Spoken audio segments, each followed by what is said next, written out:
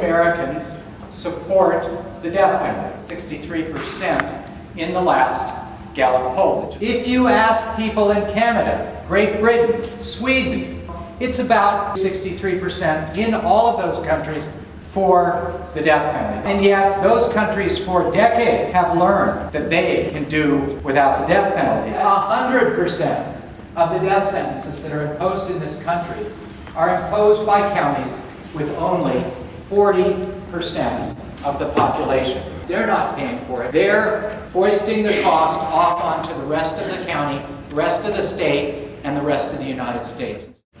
And in 1983, a victim by the name of Wanda Lopez was stuck at a little gas station all by herself, nobody there to protect her, and she calls up the police and she says, there's a man in the store with a knife, and we've got a tape of the 911 tape, and she screamed, you hear scuffling, and then someone hung up the phone. 30 minutes later, there's a man arrested right here in E, and his name is Carlos de Luna, and he's hiding under a truck. So when they brought de Luna back to the gas station, they asked him, is this the man you saw? He said, yeah, that's the man I saw. What did Mr. de Luna have to say for himself? Well, he said, of course, I didn't do it. And he testified that some other guy did it. Carlos Hernandez is the name he gave. So did his defense lawyers present anybody named Carlos Hernandez? Did they give a picture? Did they put anybody on to testify that such a man existed? No. The prosecutor assured the jury that Carlos de Luna had made Carlos Hernandez up. Carlos Hernandez was a phantom. And that's what the jury believed, and the jury sentenced Mr. de Luna to death. He was executed, and that was really the end of it.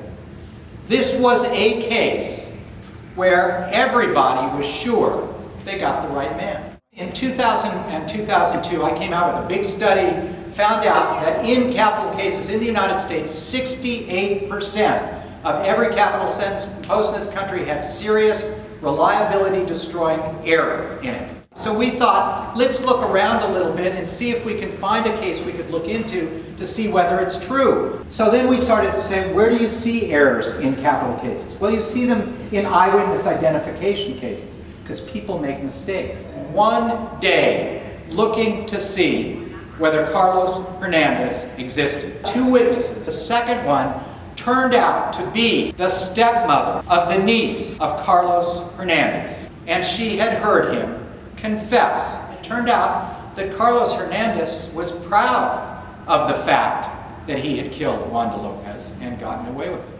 And Kevin Baker, he saw this man here, Carlos de Luna, and he said, that's the man who did it. But could he have mistaken this man for this man? What do you think?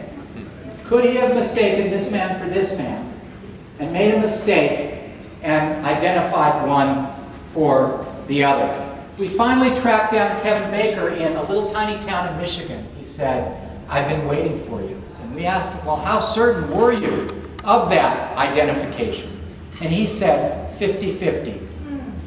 On death row, here being interviewed by Karen Boudry, he's telling her in this taped interview that he didn't do it and he wished somebody would go find Carlos Hernandez, but nobody ever did until we did 15 years after he was executed. And so I recommend to you, I suggest to you, that that's the message that needs to get out there. It's not that you're changing people's minds in the theory about what they might think morally about the death penalty, but to ask themselves, can they live without the death penalty when they know that they cannot be sure they got the right guy?